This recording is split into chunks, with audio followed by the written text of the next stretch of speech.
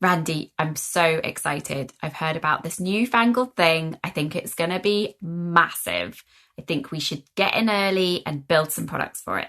Oh, you must be talking about MySpace. Yeah, that's going to be massive. I mean, I've already got this friend on it. He's named Tom. No. Actually, I was referring to the Metaverse. Woo! The Metaverse? Really? I mean, that's never going to happen. Well, actually, yeah, I'm not sure you or I could claim to be in the know enough to have a solid opinion on this, which is why I invited Mitchell Bayer-Goldman, co-founder of Volta XR, to spill the beans on what the Metaverse is, what it will be, and how we can build products on it or in it or for it.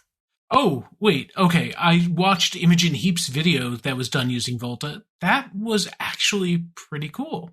But is that really Metaverse? I have no idea, but you'll learn all about that and also what TTP stands for and why that's important if you listen on. Wait, what is TTP? You gotta tell me. Tell me now!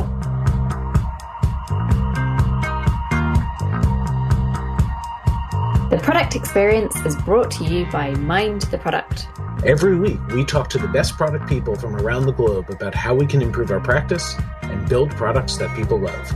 Visit mindtheproduct.com to catch up on past episodes and to discover an extensive library of great content and videos.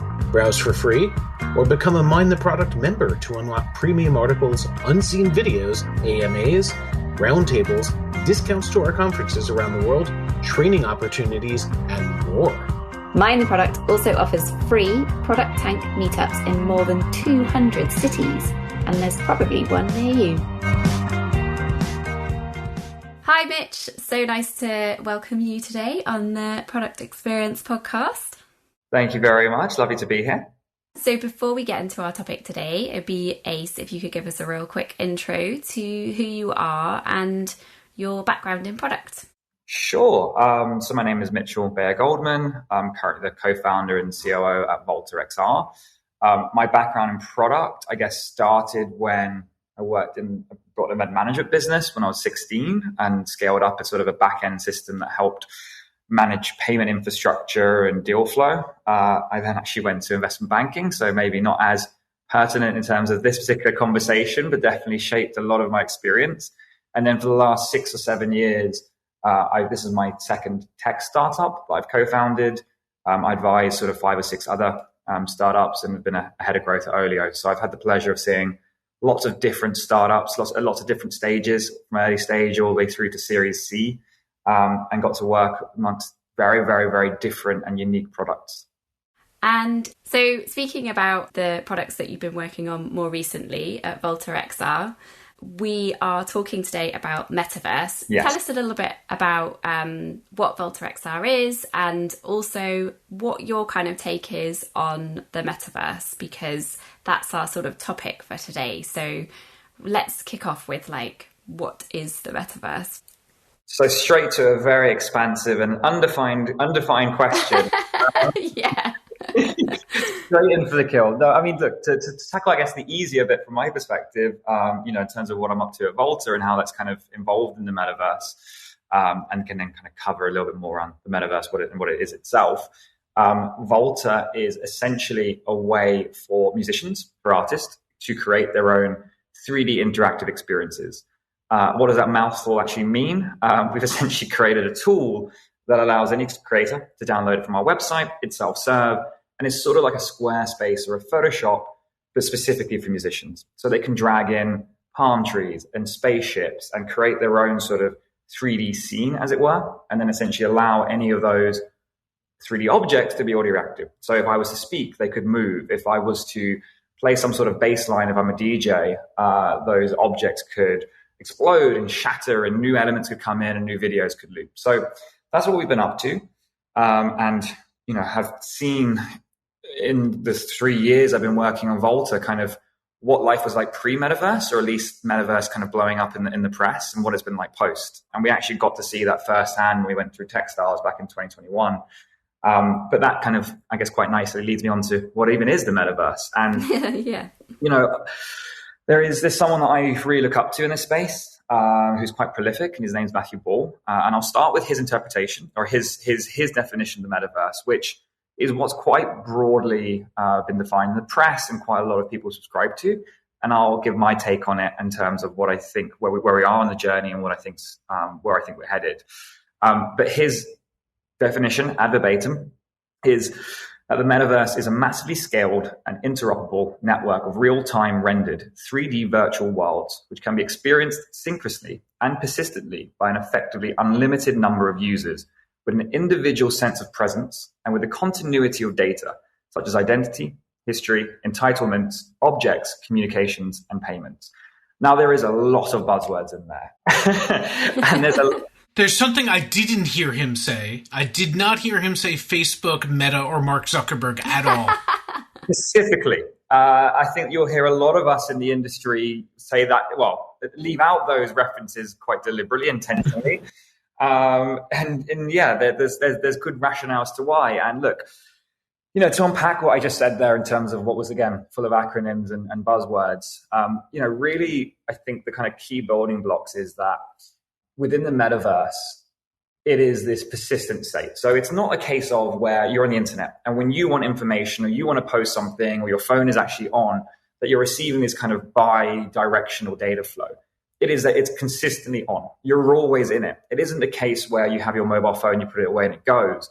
And what that actually entails is the idea that life itself is full of sensors. Your pockets would be lined with sensors. Your hands would be lined with sensors, and so on and so forth, so that there is a digital clone or replica of you that exists in a persistent 3D world and is constantly interacting and constantly doing things. Now, that seems a little bit dystopian or a little bit strange, and I would argue it kind of is. And that kind of brings me to my first point of kind of where I, or at least we at Volta, kind of see where the metaverse is headed.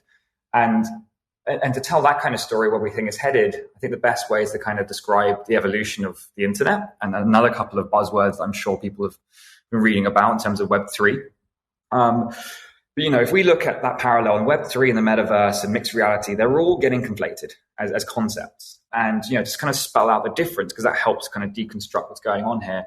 The concept of Web3 is, let's take the evolution. So Web 1 was, I have a fixed line modem internet, from a dial-up rather, and I'm at my desk on what was a desktop back in the day, and I am receiving information. I type in a certain website and I get information, but I can't read it. I can only read it, rather. I can't write to it. So it was this unilateral data flow. With Web 2, it was then the idea, it kind of prospered around the boom of the mobile internet, sort of when iPhone 2 came out, where the idea was not only could I read content from the internet, but I could write to it. I could upload images. I could upload text if I wanted to places like Wikipedia.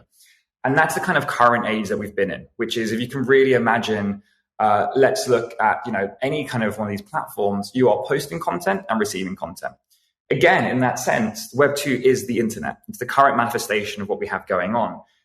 You wouldn't say the internet is Facebook or Instagram, to Randy's point from earlier. You would say it's the collection of all individual sites. Now, with Web 3, the idea is you can both read, write, and interact with whatever is available.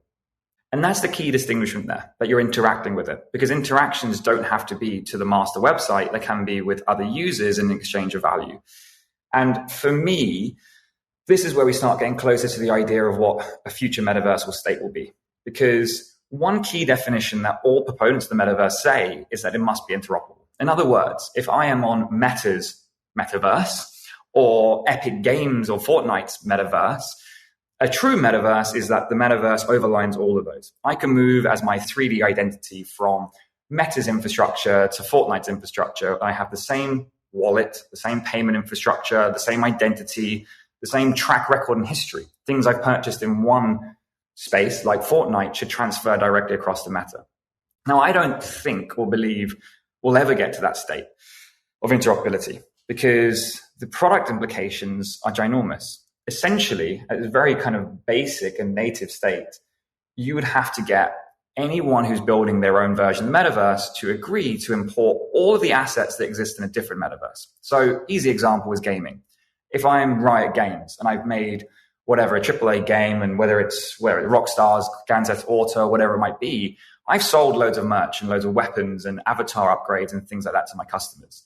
But But how do I persuade another production studio that has their own backlog, their own tickets, to go and import the things I've already sold to my customers, unless I am financially incentivizing them? But what can I incentivize them with? Well, it's only the money I've made from selling those pieces of 3D content previously.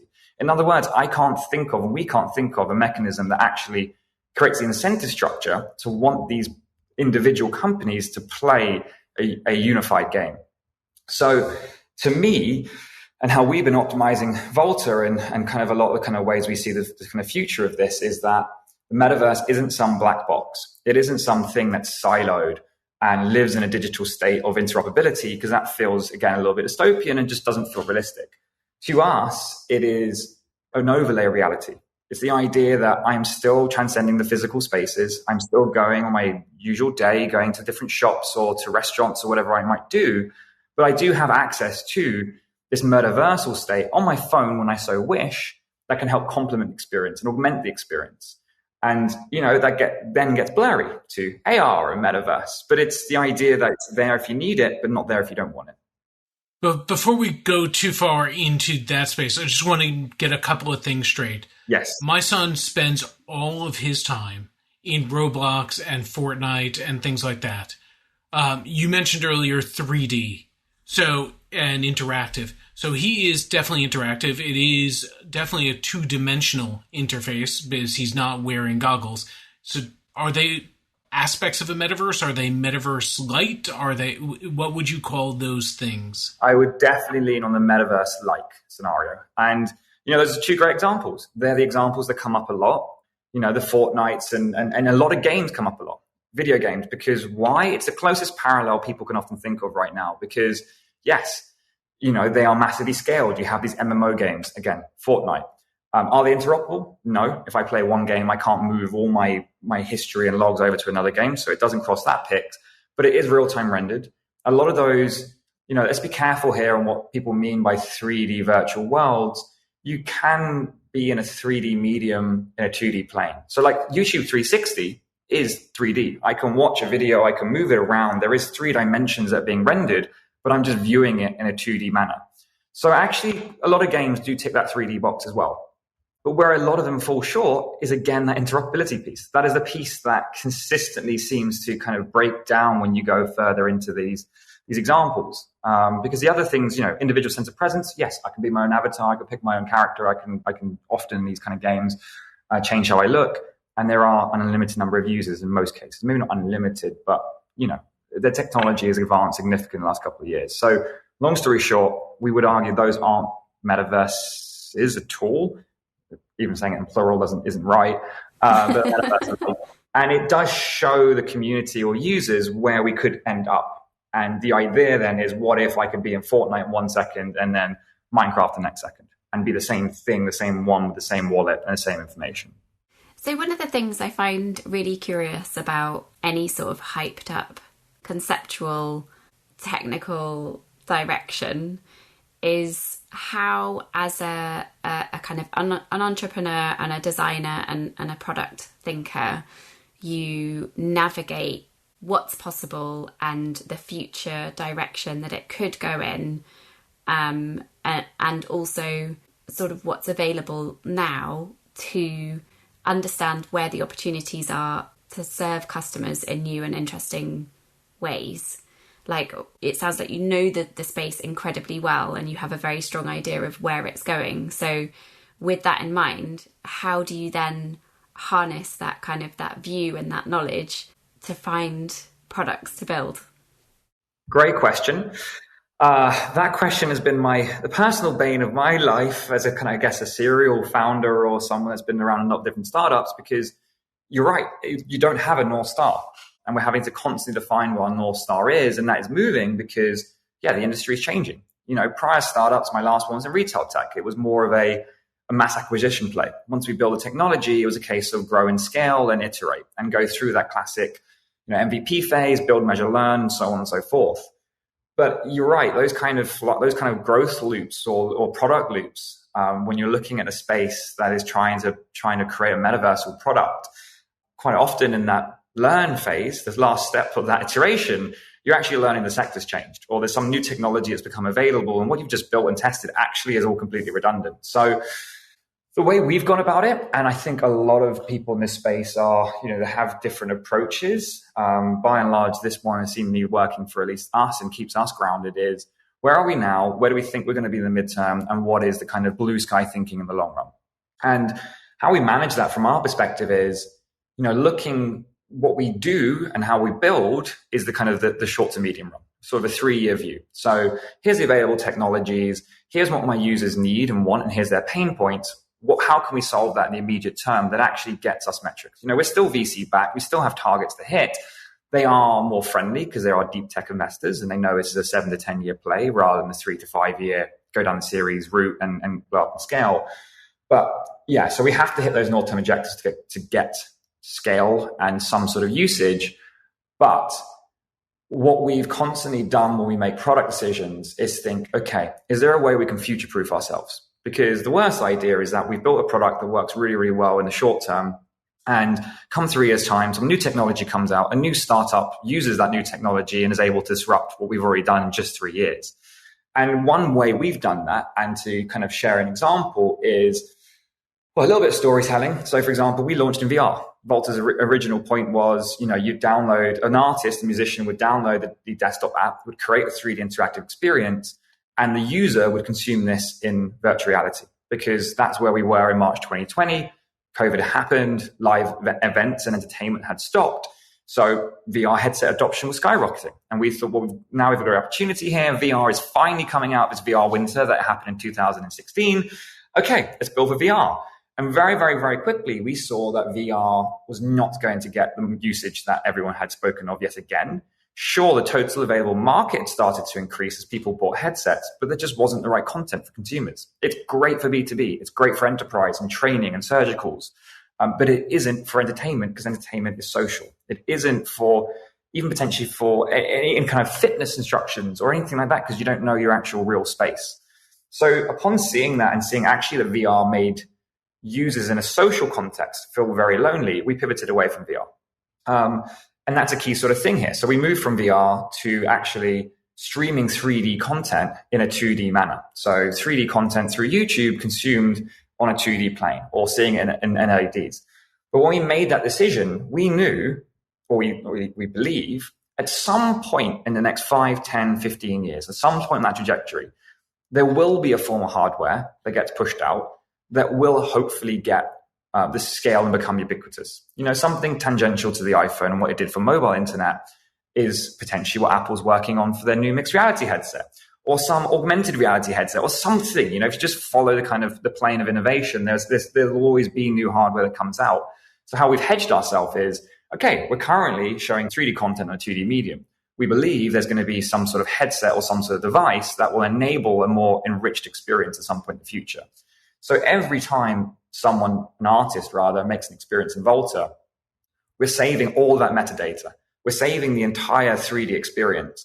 And the way we then hedge ourselves is, okay, yes, fans right now consume this medium in 2D, but once some form of hardware becomes ubiquitous, we will have the biggest library of user-generated 3D content by definition in the world, because we've been doing it throughout every single show, and we are a mass market play. And that's one way in which we've kind of got our sights on the near term, and how can we actually follow the market right now, which is in 2D, but know that something will be there in 3D in the future. How have we done it? We're just using a UGC library for 3D content.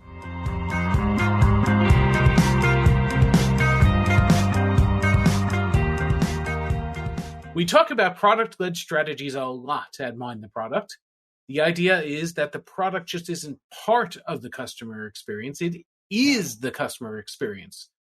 Ultimately, being product-led means the product becomes the vehicle for acquiring and retaining customers, driving growth, and influencing organizational priorities. But being product-led is more than just a buzzword. It takes real effort and practice, and has the power to transform your business. To help you kickstart or accelerate your product-led journey, Mind the Product are excited to announce a brand new certification course all about what it takes to be product-led. Brought to you in partnership with Pendo, this online course will help you deepen your understanding of product-led strategies and what it means to put the product at the center of your organization. You'll learn tactics and best practices you can use to take your company and your career to the next level. You can expect 3 hours of engaging instructor-led videos, 7 educational modules on the most important topics in product-led growth, a curriculum developed by industry leaders and product-led experts, which sounds awesome, and an optional exam to check your knowledge and earn a certification badge. The course is usually $149, but you can get it for free for a limited time. OMG.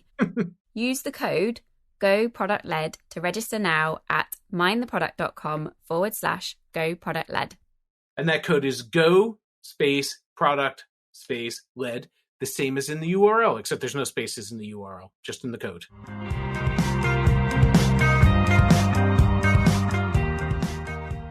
So you're designing for now and for future adoption. You're trying to keep an eye on both. That's a tricky play. And as you said, you're VC backed. And one of the things that the VCs are looking for is this elusive definition of product market fit. Yes. But you're trying to do it in a space where the market itself is still evolving. So how do you define it? What is the approach that you take with your backers to say, yes, we're on the right track? It can't be just, we've got some adoption now, because as you said, the market is still really evolving. Yeah, I think from our VC perspective, the short answer is perceived market share. That is the metric that they are targeting when they look at these kind of nascent markets with little proof points and no real understanding of where they could go and where the true value in application lies. And that is admittedly quite a woolly metric, because how do you define a perceived market share? What even is the market, and therefore how can you have a share of it? And therefore it comes down to things like how many events have there been in a given year that are metaversal or metaverse-like? How many of them did you do? Okay, that is next percentage of what we see is available in the market. It's things like share of press, weirdly enough, is a metric that comes out. How much share are you getting? Are you a startup that's punching above your weight? Or is the Microsofts and the Metas of the world still taking dominance? And therefore we should see that as a perceived risk because you're not getting the coverage you deserve. It is these kind of woollier metrics, and it gets harder for us because we're early stage. And we're going into our, our A round and, being touted that the metric we need to do is actually perceived market share, but getting more granular within it, it's still the metric of growth. They still want to see 20% minimum month-to-month growth, ideally 30%. Growth of what? It is usage. It is up to us to define what that is. In the context of Volta, it's shows, and those shows could be either live in a venue, like an actual concert, could be live streamed, or both. And when we do the hybrid event is when we get really excited, because that is very true to our proposition of marrying the physical world and the digital world.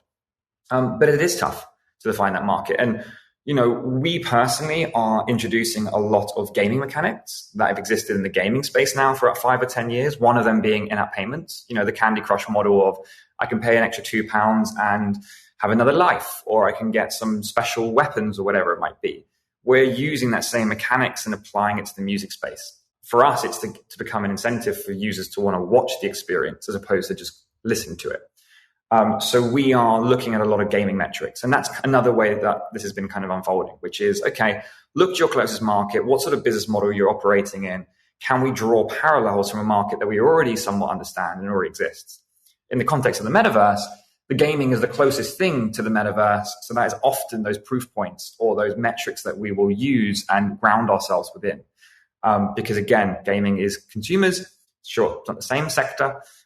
We are leveraging a micropayments model. So that's the space we look closely to. But it is hard when the market is shifting and evolving. And, I think these metrics or ways of approaching them, they can work. And in the context of VR, which I started with, it clearly didn't work, because actually where the market has moved is now pretty much entirely B2B. And you've got even the Metas of the world doubling down on B2B and competing with HTC and these other players in the space. It feels like there's like a whole new genre of products that will come about as part of these metaversal type experiences and platforms. One of the lessons we've learned, I guess, from like social media platforms and the introduction of those is this like ethical point of view of, how do we juggle encouraging use with a healthy like mindset towards digital consumption or and that kind of thing. Is there anything from a kind of metaversal sort of space and an ethical sort of standpoint that you've had to like think about in the products or the experiences that you're thinking about from Volta's point of view, or just, you know, in the sort of broader metaversal area? Great question.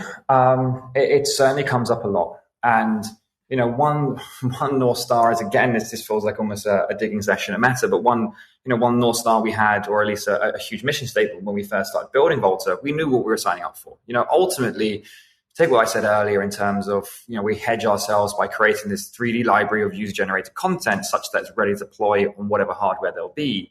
Well, you don't get too far away from the idea of simulation theory, or at least being able to walk through the streets of New York and decide, today I want to be in the psychedelic jungle instead. And you have this preloaded library that is this other world. And knowing that that's where this could inevitably head is, of course, a little bit scary. It's a sentiment that we think someone's going to do this anyway. So yes, ethics has played a huge part in what we do and how we build. From the very beginning, like I said, the mission statement was, we will never sell ads, period. We will never optimize for addiction. We don't want people to be stuck in these places and trying to be all consumed. The interesting but parallel point is we do optimize for engagement. Now, what do those two different things mean? And this goes back to where I first started about the progression of the internet from Web 1 to Web 2 to Web 3. And this concept about data ownership and data privacy actually is more of a Web 3 philosophical statement than it actually is something into the metaverse. And, you know, that's being driven by culture, by Gen Z, by some of the things that come out from Meta, by the whole point and push from Apple into secure privacy.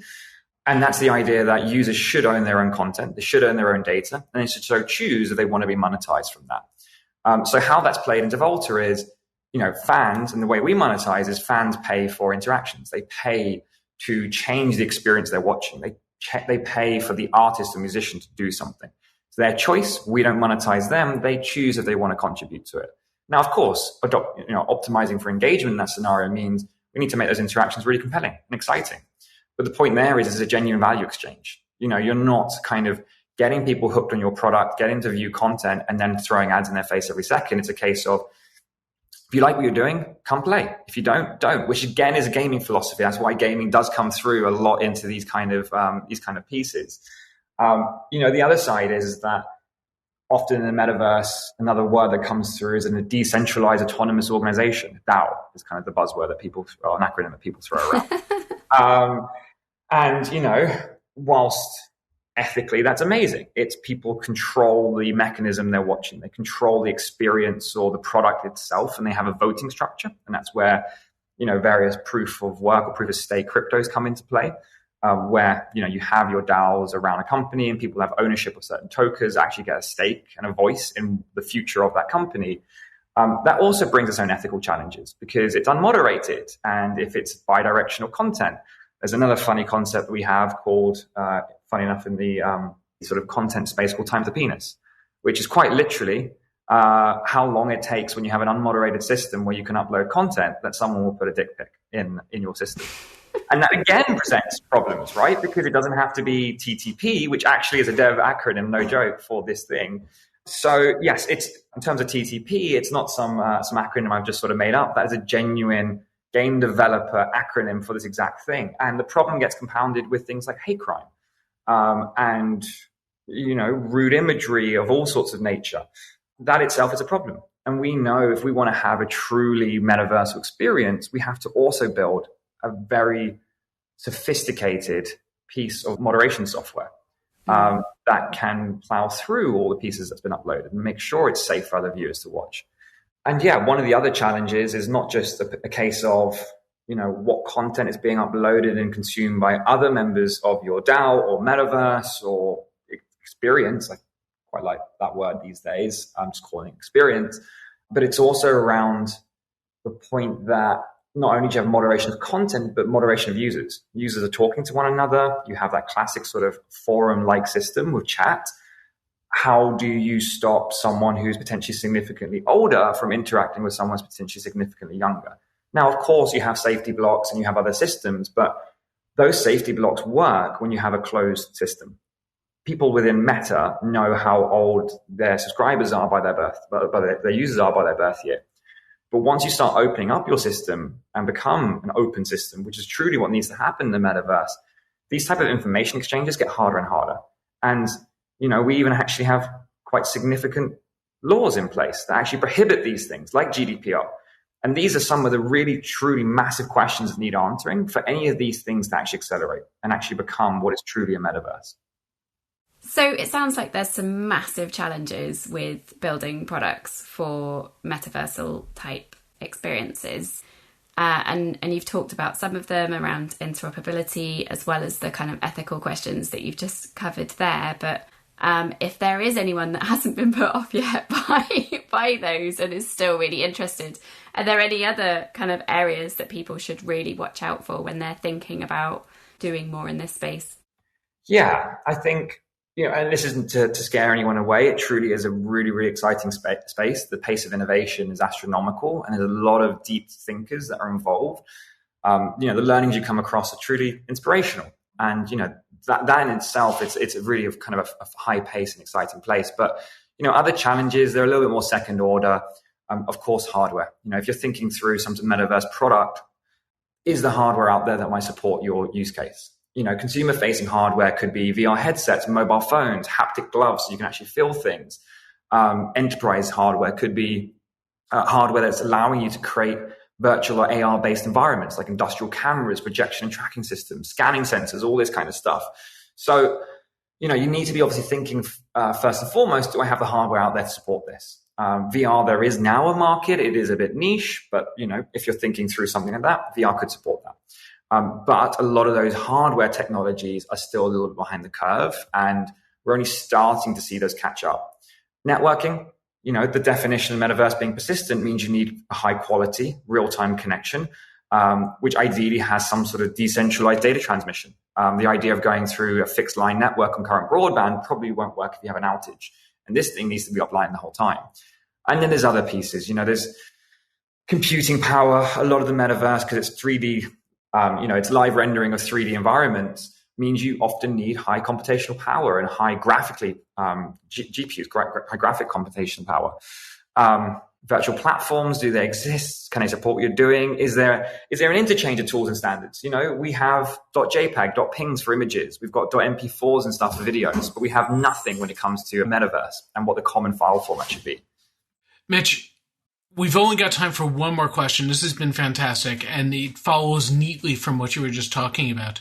But you're working with both creators, some of who are early adopters, who are playing around with all this, and with consumers, people who are consuming the content, who again are fairly early adopters in many cases. But you're trying to plan for more mass market adoption on this. How do you do research with these types of personas where most your potential market isn't even considering this yet? Another great question. I think on our perspective, weirdly enough, artists are less of an early adopter than consumers. I think actually that's not so weird, especially in the music space, because the barriers to entry for musicians is really low. Anyone could be a vocalist. It doesn't mean they have to be any good. And anyone can play the drums. Doesn't mean they're good at playing the drums, but they still are playing the drums and singing. And in that space, people are consistently trying to outcompete one another. How do I stand out from the crowd? Knowing that maybe at least this day and age, it's not as simple as just making a track or releasing a single. I actually have to do something with it. So on the artist side, we've actually optimized this whole metaverse or 3D content for the artist. They are more interested in it. They want to stand out, and they want to create a new form of content or medium that actually speaks to their consumers. So in that vein, our tool is what does the whole 3D piece. It's a standalone software that artists download and have their mixed reality version of Photoshop. So with them, it's the usual kind of research sessions. We see a minimum of 5 artists a week. We will sit them down with a tool, do the classic sort of research exercises, and of course, run quantitative surveys on our user base, which are artists. The consumer side, you're exactly right. When we were building this experience so that, again, desktop tool for the artists, they project or broadcast their experience, and originally it was to VR, consumers who were in VR didn't understand what they needed to do because they didn't know what could be done. And that was a problem in itself. But we moved to 2D, so YouTube and Twitch and Facebook Live and TikTok are all primary channels now because consumers are not one the wiser as to what medium they're consuming. To them, it's video. It just looks like really exciting, flashy video, and they can use chat. And consumers already use a chat on Twitch. Currently, they interact with the artist directly, and the artist will pick up what they're saying in chat and kind of call it out during a Twitch session. We're automating that, really. We're taking those keywords and those chat commands and turning those into predefined interactions. Like I type in the word Volta, and a big Volta logo comes on the screen, explodes, spins around in 3D and disappears again. So that's how we've currently gone about it, which is give the consumers what they already know, because educating consumers in a mass fashion is a very expensive marketing effort at the very least, let alone trying to get research and qualified research back from them. But on the artist side, that's where we do a lot of our heavy lifting. And if you go down the artist adoption curve, and this is what we've been doing slowly over time, your top tier artists, the ones who've already been doing these things, the Travis Scotts of the world, the Justin Biebers and those kind of people, they know this space and their teams are very equipped with it. But as we've been slowly picking away and going down the classic pyramid from high tier artists to mid tier artists to club DJs and so on and so forth, we're seeing these nuances appear more and more and more. But we benchmark them to what we know someone in the space has already done. And that means that we're qualifying our research at every step. And we only move kind of down the ladder if we know what we're picking up is qualified. Okay, so I appreciate all that, but it makes me think we missed a trick and that we're not cool enough because we didn't do this episode in Volta. That would have been very good. Turn video on for that one to really see it all its might. But there could always be a show done next year if you guys are planning to release a video version, and we could wrap the whole thing and use all of our audio to drive different things in Volta. That sounds amazing. Yeah, we'll see. If people demand an encore, maybe we'll have to do it that way. Well, it'd be a pleasure. Mitch, it's been so great talking to you today on the podcast. Thanks so much for joining us. Thank you so much for having me. It's been amazing.